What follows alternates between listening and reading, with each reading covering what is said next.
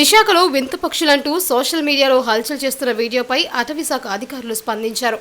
నెటిజన్లు వీటికి వింత జీవులు, ఏలియన్స్ అంటూ వీటికి పేర్లు పెట్టడంతో అధికారులు ఆ పక్షి పిల్లలను పరిశీలించారు. ఇవి గుడ్లుగూప జాతికి చెందిన జీలుగు పక్షులుగా గుర్తించారు. వీటిని నగరంలోని ఇందిరాగాంధీ జంతు ప్రదర్శనశాలకు అప్పగించారు. ఇవి నగరంలో తిరుగాడే గుడ్లుగూప జాతిలో ఇదో రకమని వైల్డ్ లైఫ్ పరిశోధకుడు సంతోష్ తెలిపారు. పుట్టిన కొద్ది రోజుల వరకు వాటి శరీరంపై వెంట్రుకలు ఉండవని, దీంతో ఇది వింత పక్షిలా అనిపిస్తుందని చెప్పారు. ఈ పక్షి పిల్లలకు అతిగా ఫోటోలు తీయడం, ఇతరితర ఇబ్బందులు పెట్టడం వల్ల మృతి చెందే అవకాశాలు ఉంటాయని తెలిపారు. ఈ పక్షులు ఎలుకలను, పందికొక్కులను తిని రైతుకు మేలు చేస్తుంటాయని చెప్పారు. ఇవి చీకటిలో మాత్రమే చూడగలుగుతాయని, అంతరిక్ష జీవులు, ఏలియన్స్, వింత జీవులు అనేవి పూర్తిగా అపోహలని పేర్కొన్నారు.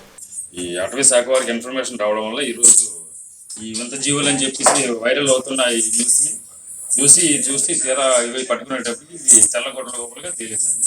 వీటిని తీసుకొని జూకి అప్ చెప్తాం. అంటే మీకు ఎవరైనా ఫిర్యాదు చేశారు సార్? ఫిర్యాదు చేసి మా రేంజ్ ఆఫీసర్ గారు, మా సభ్యులు గారు, డిఎఫ్ గారు తెలియజేస్తారు. మొత్తం ఎన్ని సార్ ఇవి? రెండండి.